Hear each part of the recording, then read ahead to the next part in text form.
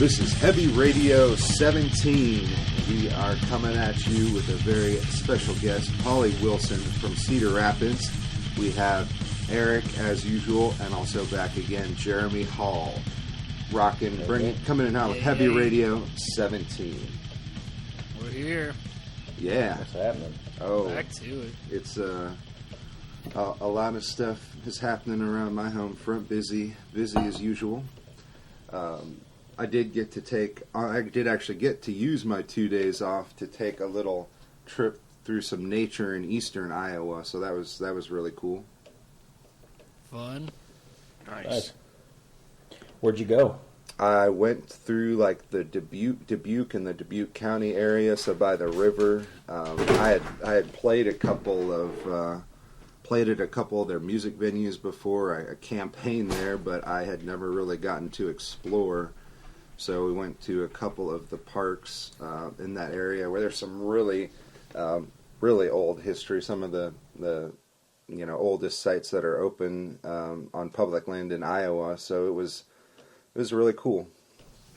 That's awesome. I've heard that part of the state is really pretty when the leaves are changing colors. Yeah, really pretty. And then some of the houses in city that are there, there's still some that are 2 centuries old now. So it's even the houses and even the man-made things are pretty interesting. Let alone the nature and whatnot. So beautiful up there. Beautiful effigy mounds. Yeah, we went through so beautiful through there, and yeah, it's so many ties to different peoples.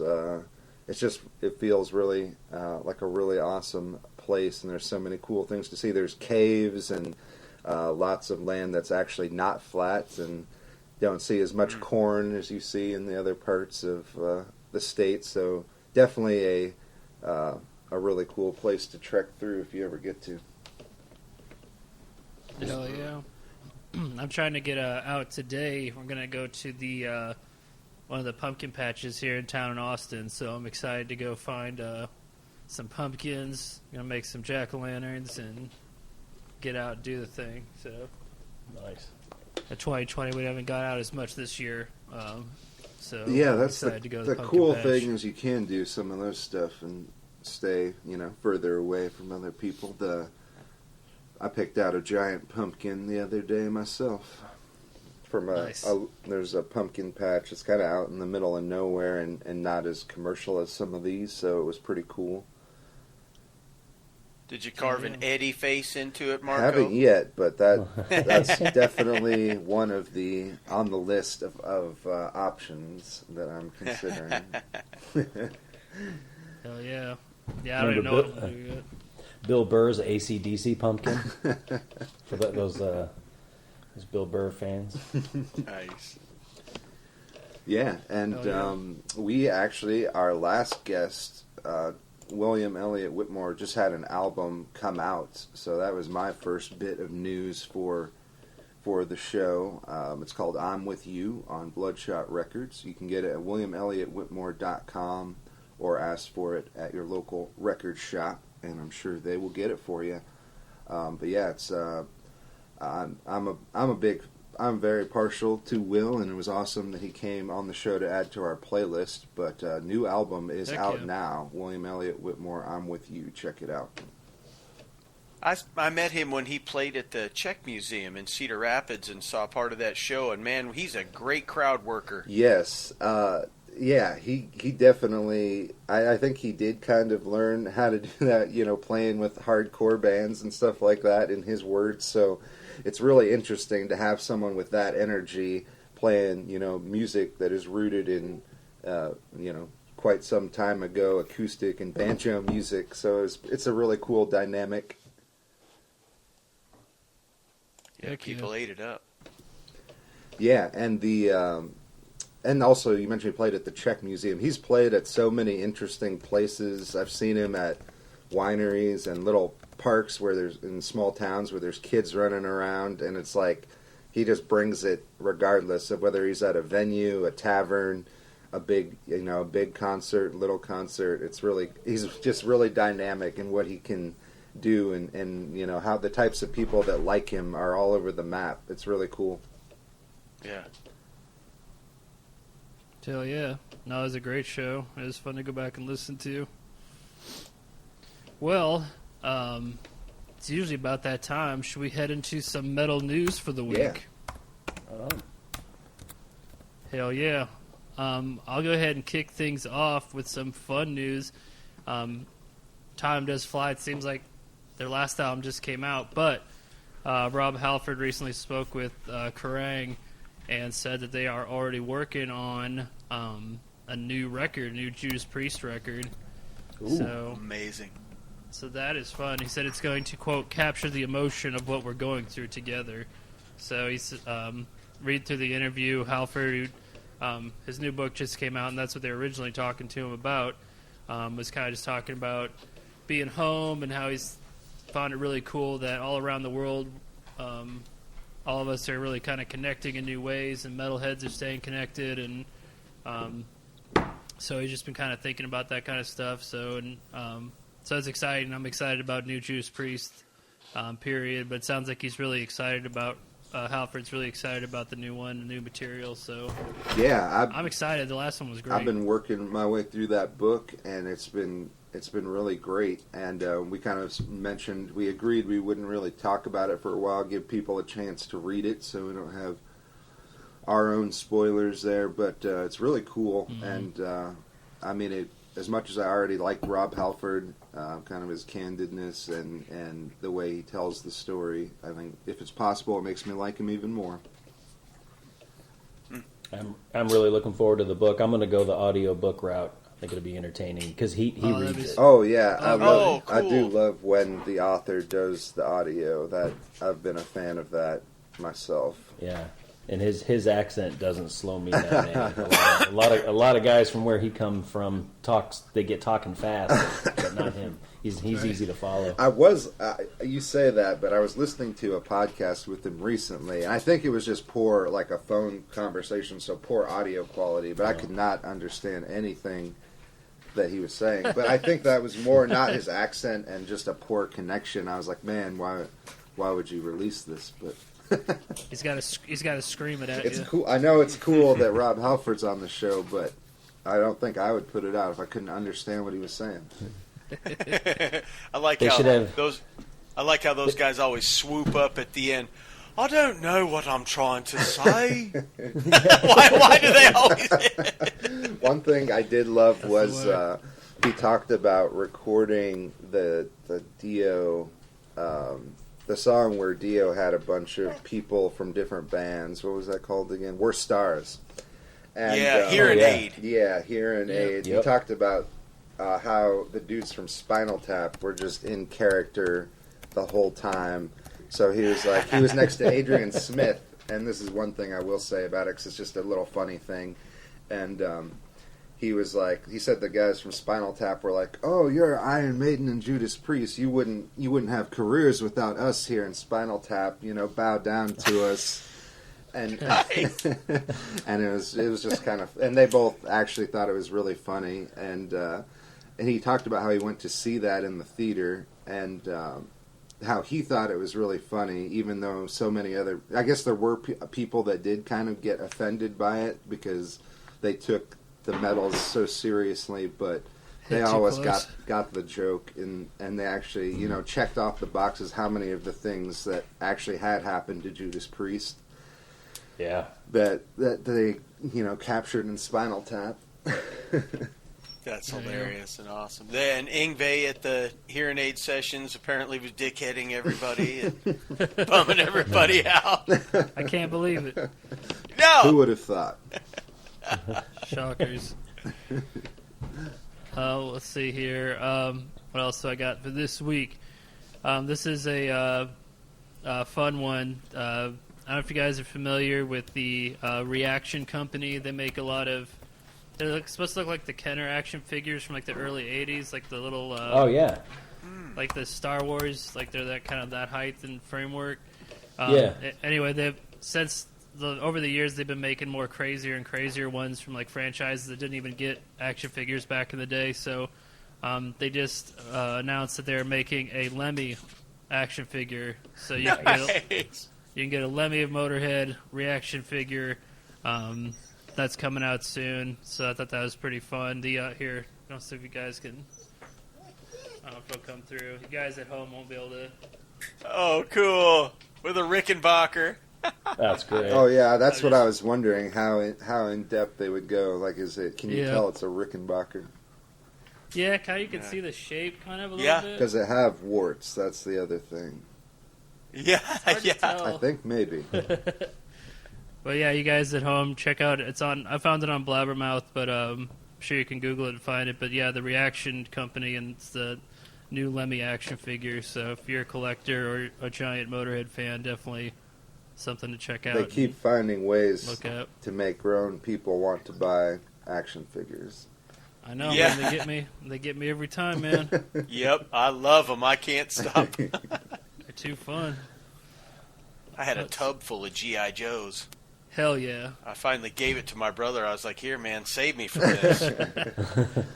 Yeah, and I'm one of those people that, I mean, unfortunately, because I would probably have a small fortune if I wasn't, but I just open it. I can't just have it sitting in the box. So, like, oh, no. All mine were opened. Gotta hang out with it. And I don't even care. You know, that's like same with my nice car. You got to use it. I mean, that's my... Exactly. And so it's like, I'll have my boy playing with different heavy metal icons along mixed in with my old action figures, so it's kind of funny. That's awesome. He learned about it first from an action figure. That's good daddying. Yep. Your dad right. Raise him right. If your kid's walking around singing Zeppelin in 15 years, you'll have done something right. Yep. You did it. You passed it on. Let's see here. For more new music, Kirk Hammett of Metallica. Metallica recently put out their S&M 2, which is where they played with the San Francisco Symphony, and I guess they had such a good time that Kirk was working with the conductor composer Edwin Outwater, and he had some ideas for what he called 4 instrumental songs that Kirk wrote, and he basically said they're like these. He said that each one of them is kind of a movie in itself. So it's like, he said it's horror themed, and it's almost like the soundtrack to a movie. But he said he worked with Edwin and the San Francisco Symphony, and it's him with the symphony, and it's like, I guess it's going to be like these long instrumental soundtracks. So I'm picturing in my head like a metal John Carpenter kind of vibe, but he said it should be out sooner than later, because he said it's in the rough mix phase. But he said it's some of the best stuff he's ever written, so that's pretty cool thing to hear. So I'm excited to hear it. I'm excited to hear some solo Kirk stuff that just he was working on. So and it's Halloween themed. I mean, horror themed. So well, he's definitely setting the bar high. Right, the best I've ever done. That's what he's saying. I'm excited. We'll see what it does. That's really cool for a musician to be able to say that at that phase of his life. He's coming up on 60, isn't he? To be able to say, hey, in my 6th decade, I've written some of my best stuff. That's a really cool thing for a musician to be able to say. That's awesome. Yeah, yeah, and if he's excited about it, I'm excited. So, and we'll see. I'm hopeful, though, for sure. It's like his own little project that he's just working on. So I've always wanted to make Kirk to make a solo record. So yeah, and I'll see what he does. It's cool that he always lets his love of horror trickle in. Like, he's had his Fear Festival going on for a while, and had all kinds of cool stuff there. He had like family members of Bela Lugosi and people from the George Romero movies, and all kinds of cool people. And all kinds of great bands. I always want to go to his. He has a museum, doesn't he? Yeah, like a horror. I think so. Or it's like his collection. Or it's just exhibits. a traveling exhibit, maybe. Yeah, something like that. Yeah, his collection. I've always wanted to see that. Never had the chance to, but it looks rad. It's 2 worlds colliding. It's like peanut butter and chocolate. That ESP Bride of Frankenstein is still amazing. I always love that guitar. I actually watched that movie this morning, and great movie too. Hell yeah. His Ouija board guitar was always my favorite. Yeah, that one's rad, and the what was it? The the White Zombie one that he had. Yeah. That one was rad. I think I remember that one. Oh yeah. He's always got new guitars. I'm like, oh man, I want that. He may have the coolest collection. There's that Randy Rhoads model. Yeah, all kinds of. Yeah. I still drool over his original ESP Les Paul with the Floyd Rose. It was a bolt-on neck and had a little bitty skinny headstock, Gibson scale length. Such a great guitar. I never owned one, but I still drool over them to this day. I remember those, from back in the day. Yeah, it's weird. I still go back and forth between whether I like the neck through or the bolt-on better. It's like, it just depends on the day, it seems like, for me. Yeah, you're always, I always go for that sound, and some bolt-ons have it, some neck throughs have it. I think it's just guitar, like you said, Marco, guitar to guitar. Yeah, a combination of factors that don't always come down to just one decision, it seems like. Yeah. If you pick up a heavy guitar, I tend to figure it's going to sound good. Heavy seems to mean good sound more than, figuratively and literally. Yeah. Right. I've always, to me now, I guess at this point, it also seems to be a tell if, does it sound good just without any electricity going into it? Like, does it sound good unplugged? Is an early indicator that works for me lately. Yeah. Yeah, it's so guitar by guitar.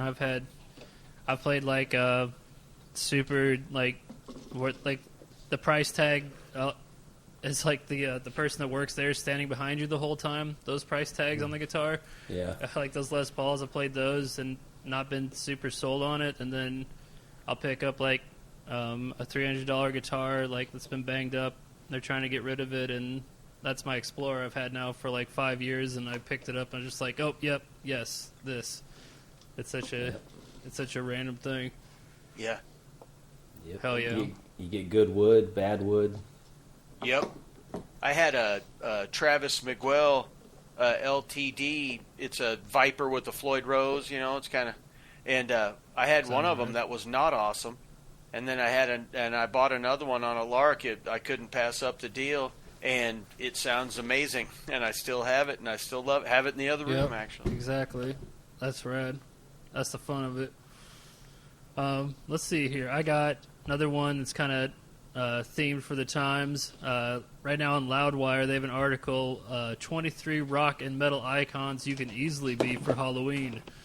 So they have some costume ideas for you. They have Ozzy, Slash, Buckethead, King Diamond, Alice Cooper, Marilyn Manson. The list goes on. But sweet.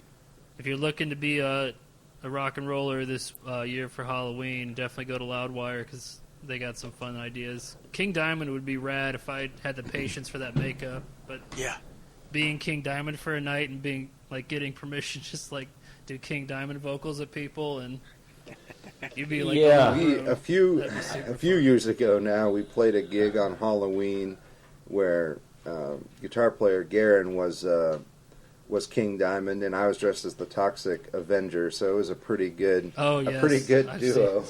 That was one of my favorite costumes, and he did a great job too. So it was like Matt Mutt was wandering around as Michael Myers. It was just a great Halloween night. That's a Motley Crue right there, man. Oh, and Clint was what was his name? Oh, Hunter Thompson. Okay. That's a crew, man. That's a squad right there. Hell yeah. That was indeed a Motley Crue. Marco, did you have another news story? It was just that William Elliott Whitmore, our last guest, putting out a new album came out yesterday. Hell yeah. And we'll get into it. So we got Polly Wilson here coming at you from Cedar Rapids, and we've crossed paths with Polly a number of times through different musical events, but I thought we'd start off by, Polly, what kind of got you, where did you first cross paths with heavy music, and what kind of go through your musical journey to date a little bit? Right on, all the way up to when yours and my bands have played together in the past, right? Yeah, starting way back. You know, when I was a little kid, my big brother used to play me Sabbath and Alice Cooper. I think when I was 2 years old, he would 2 and 3 years old, he'd play me songs off Love It to Death. And some of those songs still resonate with me today, because when you hear them when you're that young, you love them forever. And then Sabbath was huge in my world, Master of Reality and their first record, and Kiss became a huge band of my brothers, and my big brother was just a huge musical influence on me. And you know, those were his holy shit teenage albums, right? But those were the ones that started our lives, right? And you know, later on when I was a kid, I maintained my love of Sabbath, and that turned into kind of a lust for heavier stuff, Cirith Ungol and Slayer, and those were the big jump-off metal bands for me. Everybody loved, all the metalheads that were alive in '82 loved Sabbath and Priest and Van Halen, and anything we could find that had that guitar in it, right? That's then that's awesome that you had the positive older brother experience. Unlike Pat Carr, we had a couple episodes ago. He was tormented by his brother and heavy metal music, but he learned to love the metal, but it didn't start off on the best foot. But it's awesome that you had the opposite situation. Oh, so good. My big brother has been the world's best big brother. He would take a baseball bat to anybody for me, and just 10 years older than me, just greatest guy. Jer and my big bro are brothers too, and he's such a great guy. Well, and then after the Sabbath and Priest phase, and Motley Crue dropped Shout at the Devil, and that was metal, and then all of a sudden the big jump off point was all the thrash bands from the mid '80s, Metallica and Testament, and just all that super heavy stuff. But the band that just blew my mind the most was Metallica. I bought Kill 'Em All, loved it, but it still didn't sound like the metal I heard in my head. Ride the Lightning dropped, I had no idea. Shelly Hammer from T95 in Wichita, Kansas, blew my mind one night. I taped it on a cassette tape, woke up to it from auto record from the night before, and Fight Fire with Fire came over. I was walking around with my buddy's giant Lasonic boom box, and all of a sudden those heavy guitars popped out, slowly faded in with the volume knob on Fight Fire with Fire, and I just stood there, shivers pouring down my head, and I knew then what I had to do in life, and that was one of those holy shit moments, right? Yeah, and it's just awesome to think of a time where that kind of heavy metal was getting dropped on radio stations. Yeah. Oh my God! Shelly Hammer, bless her heart. I wonder if she's still out there giving it hell in music. But we should look her up at some point. But she put out the most kick-ass metal. She played the craziest stuff you never heard about. She'd play all the big bands, Metal Church, Slayer, all the stuff. Metal Church. Oh, such a great time in there. Beyond the Black and. Anytime I see a bunch of bricks in a vehicle, I think of Metal Church. I did it yesterday. I'm coming home from running in there, and there's a pickup truck with a bunch of bricks in the back, and I'm singing "Ton of Bricks" by Metal Church the rest of the way home. Oh, every time. Such a great one. It's so stupid, but every time. It's so awesome. Such a great record, The Dark. And she played crazy stuff like one band was I think a Danish band called Cutty Sark. And they had named after a whiskey? I'm not sure, or maybe the knife. I don't know. Anyway, I think it's a boat. I couldn't find what she's up to now, or if she's still rocking. But I did find something really cool. It was Erna Shelley Hammer, right? A DJ for Z-Rock Chains. Is that who we're talking about? I'd never heard her called Erna, only Shelley Hammer, is, but maybe that's her. They have like this collection of T-shirts that she gathered over the years, and there's some amazing stuff. There's like a Judas Priest Point of Entry shirt where like the Glenn and KK's guitars are just crossing across the front of it. Shit. Slayer one with like this gnarly animal, beastly demon cutting off people's limbs and putting it on an upside down cross. Her name or radio name may have altered a little bit as she bounced around. There's a Twisted Sister, gnarly animation one, a Blizzard of Oz, damn, Dio, the Last in Line tour, damn, all kinds of crazy shite. Megadeth. See if she's on Instagram. Kill for Thrills. Yeah. Yeah, if it's the same, I mean, it would make sense that it would be the same person, but there's a Sammy Hagar one that's just got the classic car from his album cover on there with flames coming out behind it. That's awesome. You know, she was big into local metal, too. There are a bunch of bands around that area. A local musician in Wichita, Kansas named Scott Falcon, great guitarist, early shredder. A metal band called Stygian and Shore. I loved them as a kid, and they never broke out of Wichita. Manila Road. Oh yeah, was another journeyman band from Wichita, Kansas. I actually saw them in a little bar called, I think it was called the Echo Chamber. It was really cool. Amazing. In Wichita, yeah, Kansas. We'll see what we can dig up from those other bands and get them on the playlist. But Manila Road specifically, I love. We were talking with them about coming through our neck of the woods right up until Mark the Shark passed away, and so like at a Mark Shelton died. Yeah, that was like a year ago, maybe 2.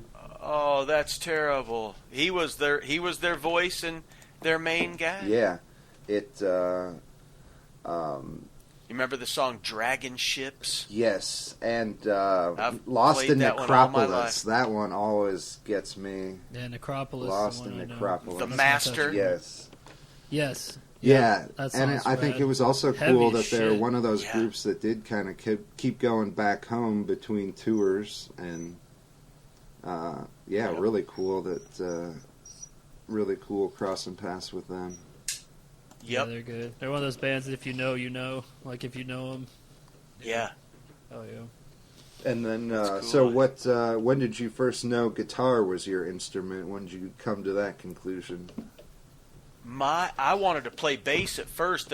We had a music teacher at the high school that was super cool. He would let us come in and play the basses and their shitty guitars after school and just jam out.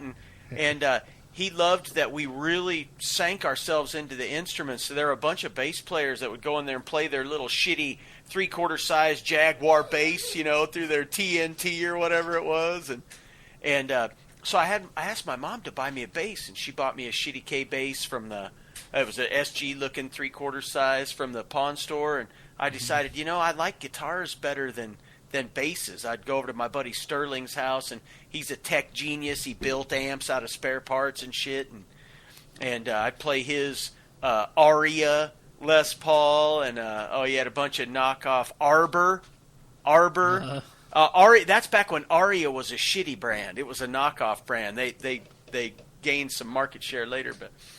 Yeah, then my mom bought me a little J.C. Penney Strat with a knockoff Kaler on it, and the devil was born. There you go. It was awesome, yeah. And then after that, man, I got a Peavey Bandit 65 guitar amp, and that wasn't enough distortion, so I added a Nady TO2 tube overdrive pedal. Nice. And that combined, those two distortions gave me that super ultra metal gain, the Hell Awaits gain, it was awesome. And that's when I took off, and that's when I knew I just loved guitar. And then that 4 or 5 hours a day for the next 2 decades. Right. Hell yeah. Man, it just bites you, right? Like once it gets into you, it's just like focus. Yeah. It just takes over. And you get that tone, just feel it. You're playing, you love what you're playing, then all of a sudden you can play something you couldn't play before, and you're like, wow! Yep.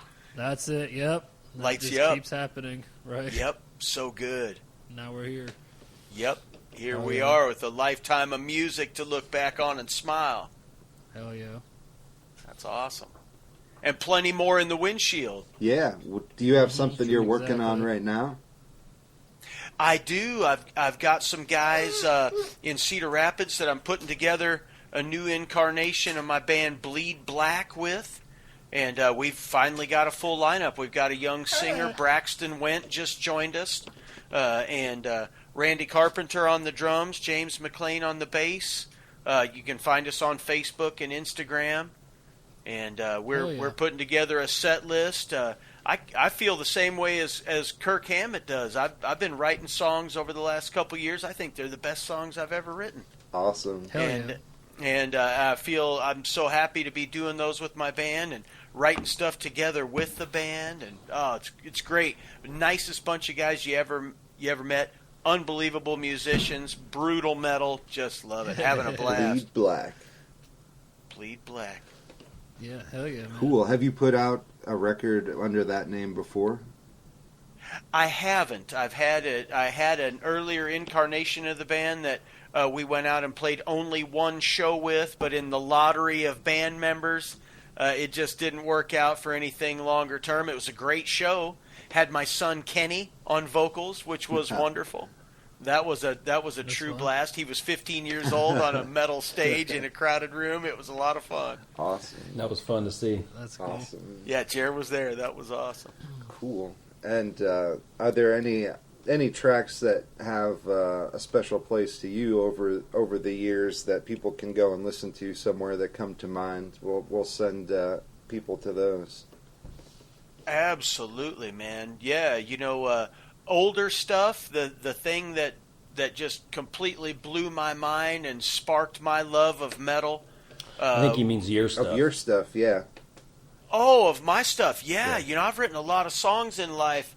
I have only a SoundCloud account to hear those. Cool. Anybody that wants to go to my SoundCloud account and check them out, please feel free. SoundCloud.com/Pauly Wilson, cool. Paullly.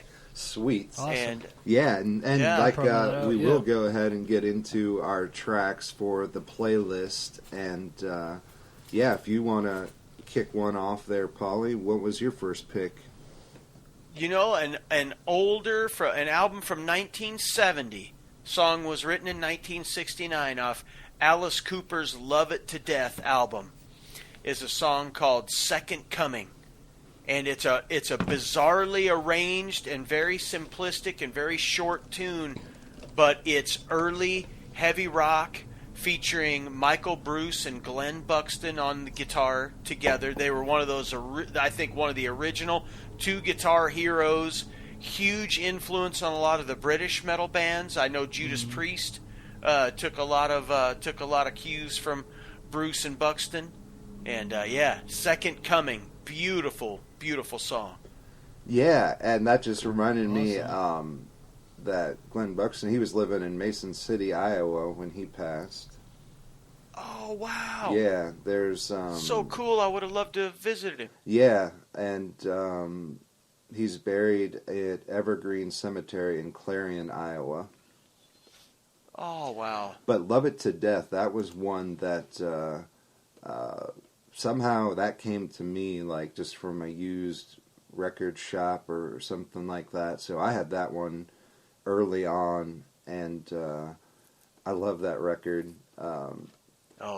Yes. That Is It My Body? That one always got me, and it's just a short little rocker. And Ballad of Dwight Fry. That such an amazing. What a song. good band. What a good band Alice had back then, too. Yeah. What was that bass player's name? I'm trying to remember the bass player's name. That kid could thrash a bass. I think he was a guitar player. Dennis Dunaway. He played Dennis Dunaway. That's it. He listening to his trem picking on $1 Billion Babies. Yeah, I mean that guy. He co-wrote He was I'm tremendous. 18 and Schools Out, so definitely so he's a pretty big, Yeah. influence on what people know as Alice Cooper. That's for sure. He enjoys wrote- going to the mailbox. Right. Yeah. Get those royalties. It looks like he was into short scale basses, so they definitely have their unique sound. So that probably had something to do with it. But I guess he had recently gone back. He's been in and out of the Alice Cooper catalog. He was mainly there from the late '60s to the '70s, but he came back in 2011 and 2017. Oh, cool. Yeah. That's awesome. Sweet. I actually got inspired to do a theme from Will, our guest. He got back into a theme playlist, so I did a theme of for spooky season here, songs that are inspired by Edgar Allan Poe. And I was listening to some stories about Edgar Allan Poe, and there's crazy things like surrounding his later days and his death, and just got me into this. So I'm kicking it off. My first track adding to the place is Iron Maiden with Murders in the Rue Morgue. And they got that name from a short story by Edgar Allan Poe. It was first released in Graham's Magazine in 1841. And what's cool about that is it was described by a lot of people as an early modern detective story, kind of set up some of the tropes you would get from Sherlock Holmes and Hercule Poirot and other famous detectives. And I guess the term detective didn't even exist when Poe wrote this. But yeah, really cool that those worlds collided. Amazing song, amazing performance by everybody, but Paul Di'Anno out in front. And yeah, definitely crank it. Poe-inspired works for my theme. This is Iron Maiden with Murders in the Rue Morgue. That's how I learned what a gendarme was. Because that song's like, what is he saying? I was like, oh, it's French. Okay. Yes. Cool. That's awesome. Yeah, great early Warner Brothers horror movie too. Yes. Hell yeah. Yeah. Well, I'm gonna add some thrash to the playlist this week. Was kind of in the mood for some old school thrash. So going back to '91, when I graduated, a band called Heathen. Picked up an album called Victims of Deception. I'd never heard of them before. It was recommended by the music store owner guy, and I absolutely loved it. The first song, Hypnotized, was one of those early 90s let's take a swing at religion songs. There's a lot of those. That one always stuck with me. I always felt Heathen was one of the underdog kind of bands. Yeah, those cats always pop up for me, and I've never dug into them, but I've wanted to. Have you heard their new album? I listened to it once, and then I just forgot about it. But when I put it on, it's like, oh, this ain't bad at all. But I think I was working or something at the same time and couldn't really pay attention. Empire of the Blind. It came out September 18th. I've been cranking it, and I think it's kind of like it was like that Exhorder album. This band puts out an album after all this time, and it's real strong. Like, to me, it's nice. Right up there with some of their classics. So yeah, I definitely give that another spin. Yeah. But yeah, cool band for sure. Yep. And I think Exodus got one of their guitar players from Heathen. Lee Altus was on the Victims of Deception album. He was in Heathen at that point. Was he in Forbidden for a while too? That sounds right. That I couldn't say. Lee? I might be wrong. Don't quote I know me. He was considered shit. considered for Megadeth when Jeff Young left, and that they wound up with that little guitar player known as Marty Friedman. That guy. God, I love that guy's playing. His phrasing is so incredible and unique. Hell yeah, Amazing. His new stuff's good fun too. I guess he was in Angel Witch at one point, so that's interesting that he found his way in Angel Witch.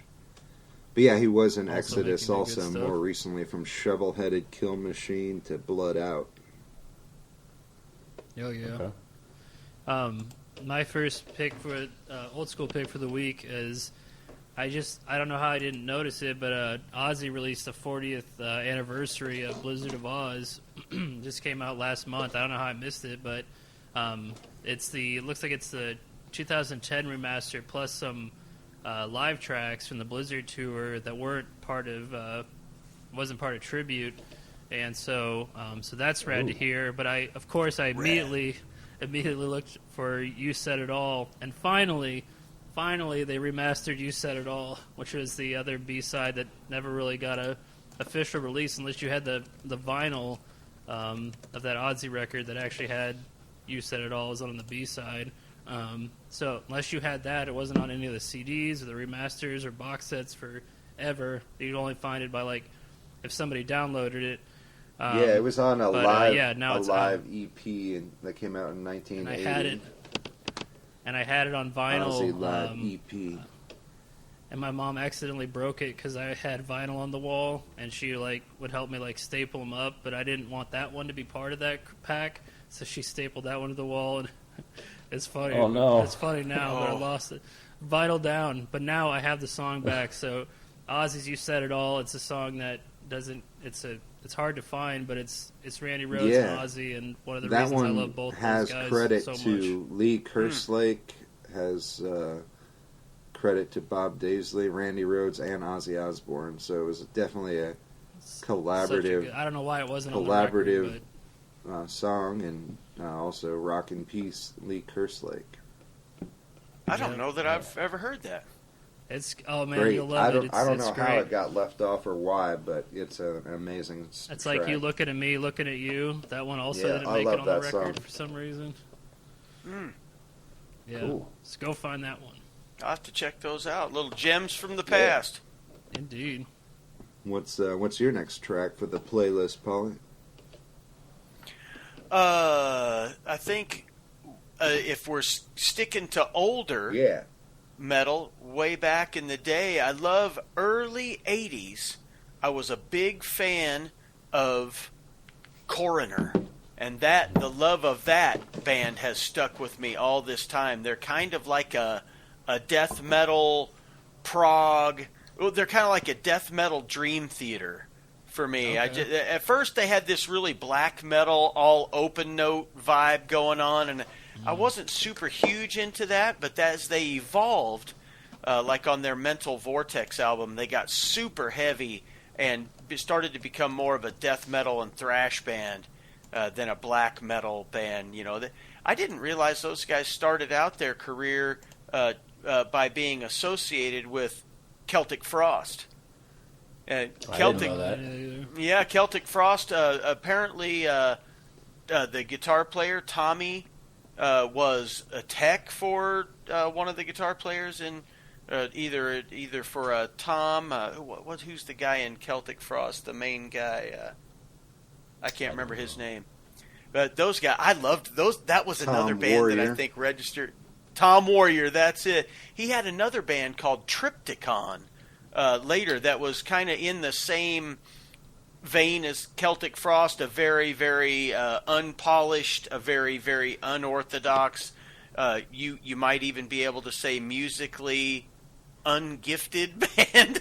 We can say cool that. Thing, yeah, I guess the cool thing about that stands out is they were, as a trio, they were the road crew for Celtic Frost. So the whole band was the road crew for Celtic Frost.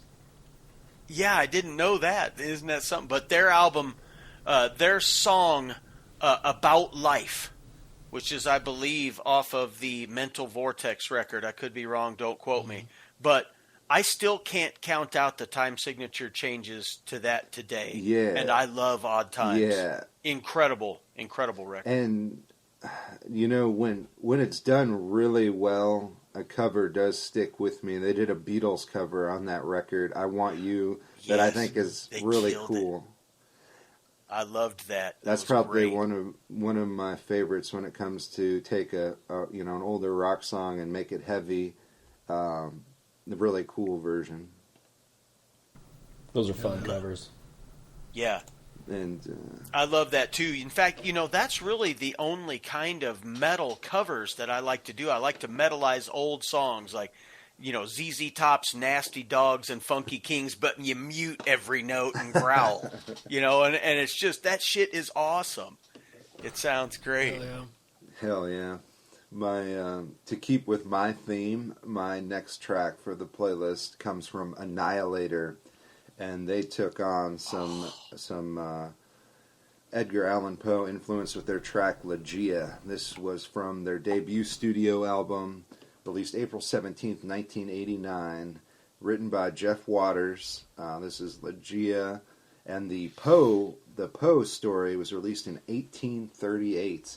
Irish critic and playwright George Bernard Shaw said, "The story of Lady Ligeia is not merely one of the wonders of literature, it is unparalleled and unapproached."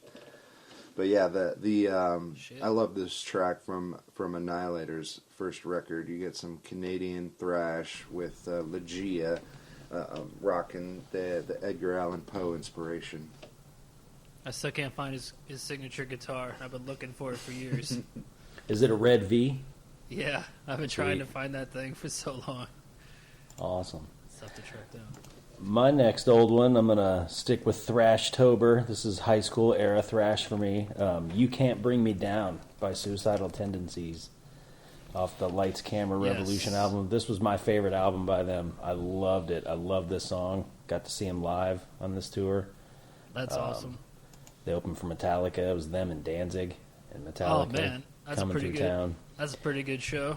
Yep, Suicidal played second. They opened with You Can't Bring Me Down, and Mike, it had rained earlier in the day, and it was an outdoor show, and Mike Muir comes running out onto the stage to deliver his opening line, and he slips and falls, and he gets up limping, walks off the stage, and the rest of that song is an instrumental version where, for the chorus, they step up to the mic, "Bring me down," and that is the only vocals. Oh shit! And Mike comes out at Mike comes out at the end. He's got a bandage on his leg, and they do 3 more songs and cut it short. That sucked.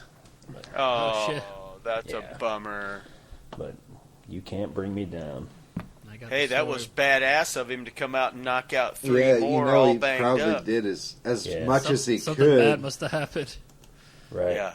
Yeah. There wasn't. I don't think anyone would think. Nah, he just didn't want to.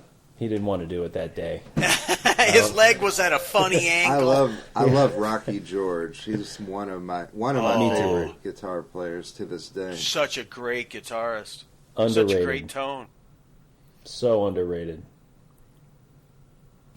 So yes, my next pick for this week is Baroness with "Shock Me," and it's not the Ace Frehley track. It's their original. It's came out a few years back. It's just really catchy song. Baroness is a band that's really like over the years just slowly like climbed my personal charts as far as bands out there writing new kick-ass shit, and this song's just really catchy. The band's really good musicians in the band, and just creative songwriting, and they can they're one of those bands that can do a few different styles in one, so some of it's a little more progressive, and some of it they can write songs like this where it's just hooks. So definitely check out Baroness with "Shock Me." Yeah, and really distinctive artwork. I always think of that when stands I think out of Baroness. right away. Totally. And where can people listen to this? They're all over Radio the place. Good question. Yeah, Heavy Radio playlist when we'll get you to Baroness and all the different ways you can rock them. Hell yeah. Go. You know, apropos of suicidal tendencies we were talking about before, have any of you guys ever noticed how identical the guitar riff in the song "Lost Again" is to the main verse riff in Slayer's song "Chemical Warfare"? I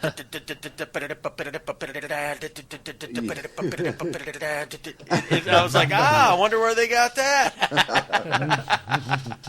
I'll have to go back and listen now. Yeah, I feel like Suicidal has had a number of people cop things from them from time to time, and yeah, I seem to be usually the innovator and not the one that's taking something from others. So that's an interesting element of Suicidal. Very original and yeah, often emulated. Yeah, absolutely, man. Are we to Paulie's next track now? I think. Yeah, our last old one. Last old one. Yeah, you know, for that I would pick the song "Mob Rules" by Black Sabbath. Oh, but the version from the heavy metal soundtrack, which is different than the album version. Have you guys ever noticed that? That those are different mixes? The guitars sound edgier and they're louder in the mix on the heavy metal version. Check it out. It's cool. Okay, and the vocals sound identical except for just a couple little inflections like the iconic oh, come on, at the beginning, right? That's different on that one. And there's one other little inflection, but it's an edgier, more raw version, and I like it better. And definitely recommend it. I'll have to check that out. I never know that. Yeah, and a slightly different vocal performance, perhaps even tracked at a different time. I don't know. The rest of the tracks sound identical. I've listened to it recently and just kind of eyeballed it, but that was a great song. I've got to fire that up. The Live at Radio City Music Hall version, Under the Heaven and Hell name, off the DVD. Yeah. So good. Yeah. God, yeah. That's such a great DVD. I was not prepared for how awesome that was. Tony Iommi's guitar tone on that record. I have never heard a single guitar band sound like that. Until more recently, I never knew like everybody that was in that, and it was made by Ivan Reitman. I didn't even know that connection. And you had John Candy in there in heavy metal, and Eugene Levy, Harold Ramis. Like I didn't know those were the type of cats that were in heavy metal until just recently. It's like one of those things where my mind was blown. I learned that just now. Isn't that fun? Definitely rewatch that to know that those are the dudes behind that for sure. I knew that was his voice in the guy that hadn't had sex up until that time, and now twice in one day. Yeah, that's awesome. I think, maybe, and also the fact that it was animation, they could get away with a lot more of that at the time. And if it wasn't animation, it'd basically have to be in the porno theaters, I would think. Yeah. I went and saw that movie by myself in the theater when I was like 19. I took this girl out on a date, and the plan was to go see that movie. And she turned out to be such a rotten human being that I dropped her off earlier and went and saw the movie by myself. I was like, I don't care how hot you are. You're evil. I'm going to see the movie by myself. I still got to see heavy metal. Yes, I did. It was awesome. That was your reward. Your the good night was a win. That's right. Being able to enjoy the movie. Yeah, and that was such a crazy mixture of both heavy metal and also rock and roll that now we wouldn't consider really heavy metal. So it's interesting how that plays out too. Yeah, and ironically, a song on the album called Heavy Metal that sounds rather more like rock and roll. Yeah, exactly. And to keep in line with my theme, the Edgar Allan Poe, I go back even further for this one. This is Queen with Nevermore released. This was on Queen 2, March 8th, 1974. Taking inspiration from The Raven, and this is, I would say most people would agree, it's arguably the heaviest Queen album. And another cool tidbit was that Freddie Mercury wrote some of the guitar, like he wrote Ogre Battle on guitar. I didn't know that. Yeah, Freddie Mercury actually wrote, he played guitar and wrote the guitar part for Ogre Battle, which to me is like a proto-thrash song. But yeah, this is Nevermore with Queen from Queen, taking inspiration there from Edgar Allan Poe. So cool. Yeah. My favorite poem of all time, The Raven, man. Yeah, straight up classic. Used to read that to the kids when they were little, and they loved it. Yeah. Have you guys ever heard the Christopher Walken version of that? Him reading it. Once upon a midnight dreary. A number of cartoons have taken that on too. I remember from my time, it was like the Tiny Toons characters did something about the Raven. But yeah, it's been all over the place. Yeah, it's such a great one. Cool. Well, back to the land of high school thrash. I'm going to round out my old tunes with Architecture of Aggression by Megadeth. Hell yeah. That to me, that was one of the sleeper tracks on that one. I mean, it wasn't a sleeper to people that dug Megadeth, but they released like everything on that album except that. Sometimes it feels. That was one of my faves off that whole record too. That and Ashes in Your Mouth. Jesus Christ, what crushers. Yeah, and that breakdown with just like where the bass is, it's just the bass and the drums for a second before the solo. Yeah. That's a good speaker breaker track. And the guitar tone at the beginning in the intro. We had one of those weird we got to support Megadeth, but it wasn't like directly. Like there's a ton of fucking bands, and it was at the rave in Milwaukee, the good land, Milwaukee. And yeah, but I did. One of the things that did come out of that is I got to see. Like not at Dave Mustaine, see their sound check. And so I got to see what was it? It was High Speed Dirt. Got to see that twice because I got the sound check version and and then the show version. So that was I love. Yeah, that is an amazing record and that's a great song. Architecture of Aggression. Yeah, amazing track. And I think that one was Ellefson and Mustaine was one they wrote together, if I remember right. Oh, that's cool. That's a band that Jer and I, Jer and I have been friends for a very long time, since 95. And that was a band that we latched onto for a while that we just did bro pilgrimages to every time they came around. We hit them like 4 or 5 tours in a row. How many tours in a row did we hit Megadeth, Jer? I think it was probably 4. I think, and they were all in a row. Yeah, we saw a band called Rare Sirloin. What was the name of that band that warmed up? Tenderloin.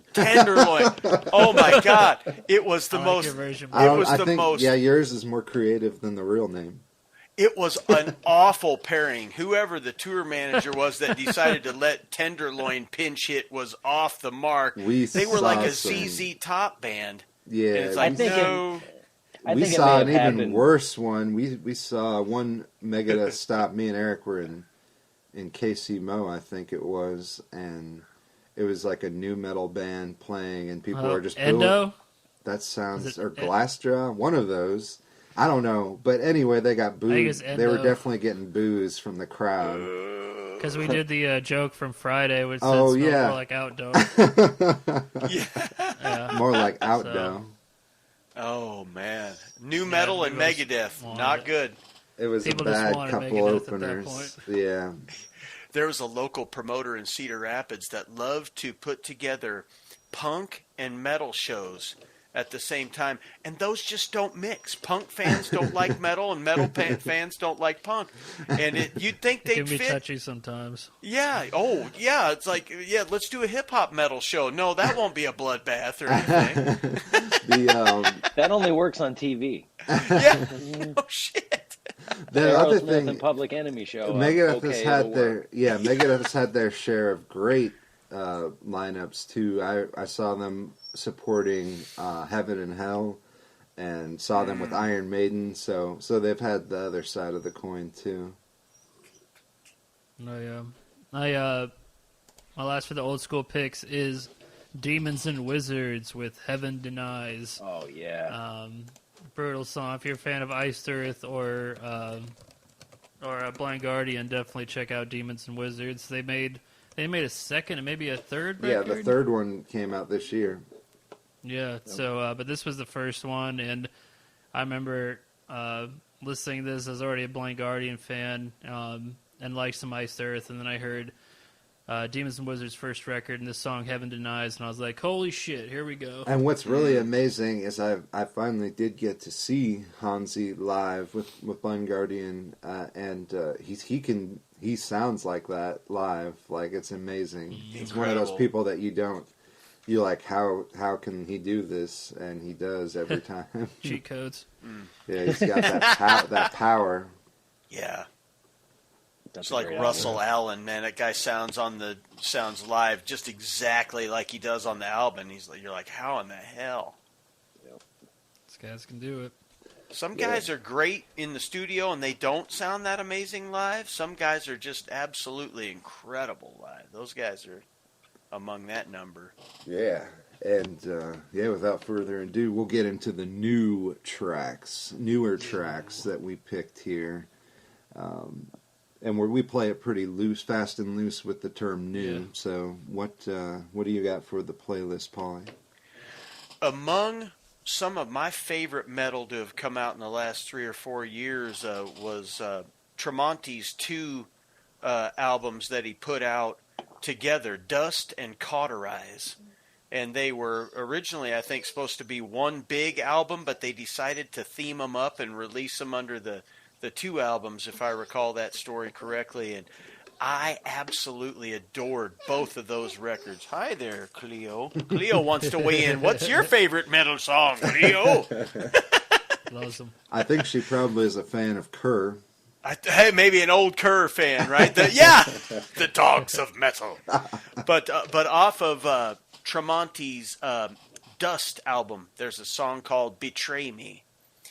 And I think one of the things that Tremonti was doing on that record is he was trying to see if he could frustrate every other right-hand metal guitar player out there, because to even see if they could play this stuff, because some of the right-hand stuff on these records is just unimaginable. But that song, he's a great songwriter. First off, Tremonti, people don't realize how decorated this guy is with Grammys for the stuff he's done with Alter Bridge and Creed, and he wanted to put out something really heavy, and it didn't work in Alter Bridge, and so he just, I'm going to throw my last name on it and put it out, and it's good shit. The song Betray Me off of the Dust album. Hell yeah. Crazy killer track. Killer. I'll have to check it out. I've had a lot of people recommend Tremonti to me over the years, so I'll have to go back and check him out. Yep, I think you'll love it, man. I love those records. Great stuff. Yeah. Jer likes their first record, the first Tremonti album, best, and that one is just beautiful. Yeah, they're all great though, but I like that one the most. Awesome. My first new one, sticking with thrash, the new Overkill came out last year, and they got a song called Batshit Crazy on there, all one word, Batshit Crazy. And Overkill, I mean, I feel they've kind of been a little bit under-celebrated East Coast thrash band. But I couldn't tell you how many albums they're up to. I don't think they've ever slowed down. No. And in the thrash world, if you're going to talk about any of the thrash bands, Overkill needs a mention. Yeah, they're still at totally. it. I think they've. We've been saying this about a few of the bands over the weeks we've been doing this, but there's some bands that just keep getting better, and I'd say they're one of those bands that just every time a new record comes out, I'm like, oh shit, that's I them, believe right. they're at 20 at least, 20 studio recordings. It's that a ton, is so and cool. I lost track of even who's in that band beyond the singer and the bass player.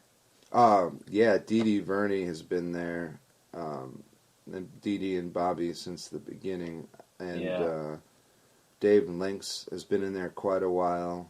Derek Taylor quite a while, and I think this is the latest landing place of Jason Bittner, who was also in Flotsam and Jetsam. Yep.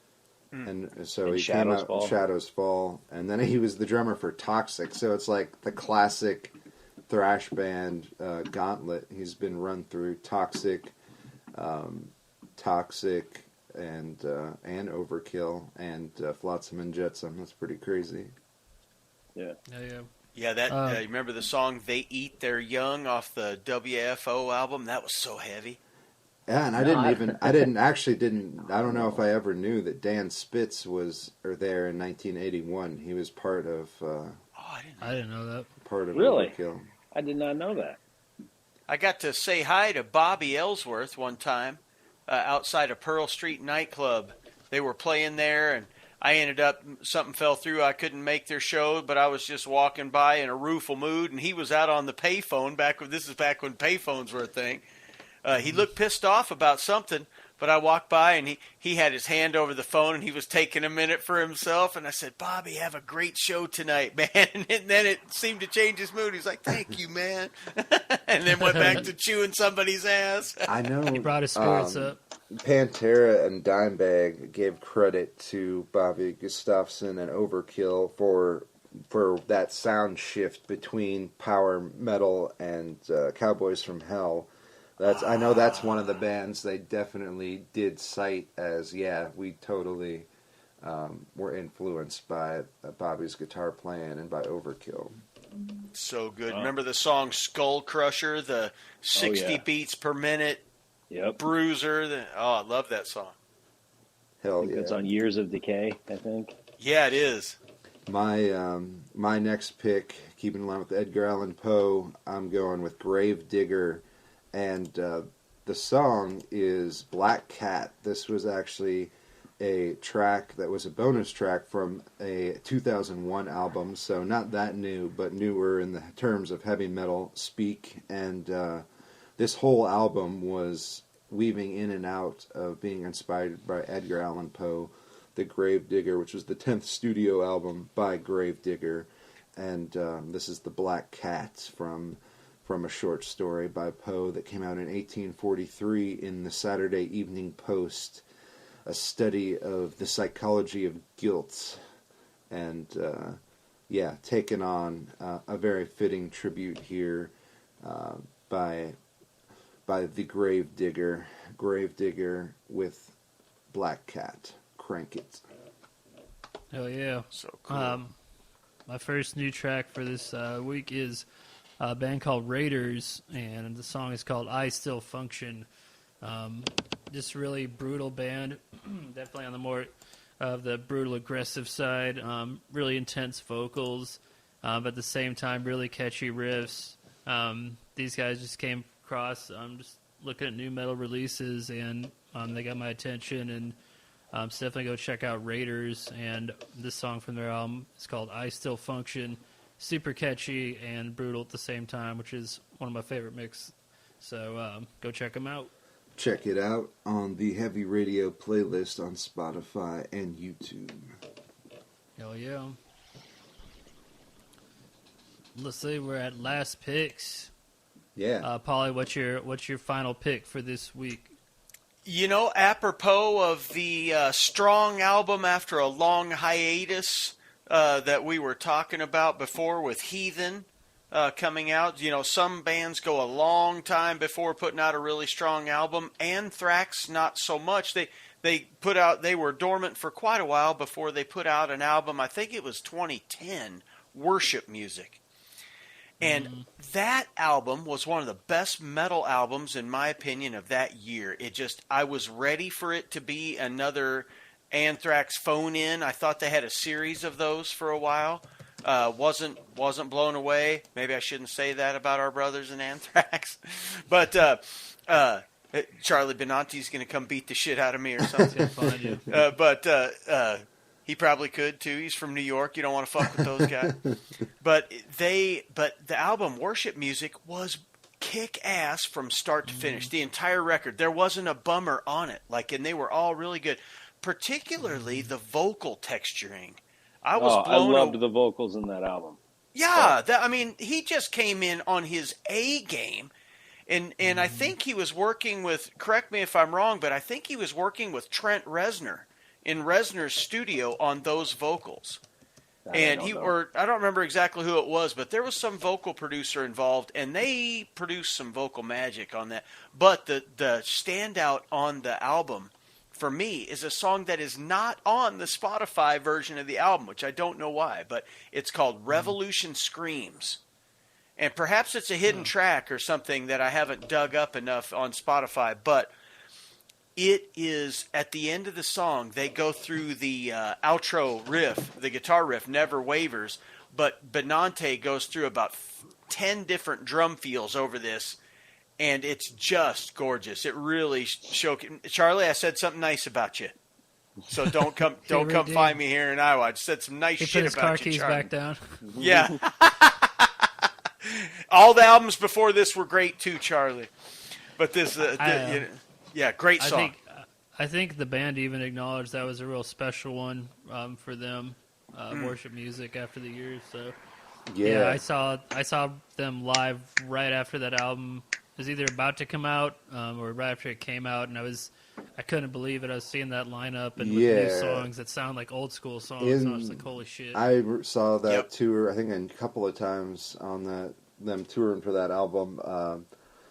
Fight 'Em Till You Can't, I'm Alive. In the End, I think, was one that really stood out to me. Blew my mind. Yeah, lots of great tracks, and I think that Revolution Screams it's like somewhere hidden in the record, I think. I'm pretty sure if I remember right. But yeah. It's at the very end. Yeah, I think there's a gap before it starts. Something like one of those, I think. Oh, it's just listen to the drum outro on that. It is absolute orgasmic metal drumming at its best. Just killer. Just beautiful. I'll have to go back though.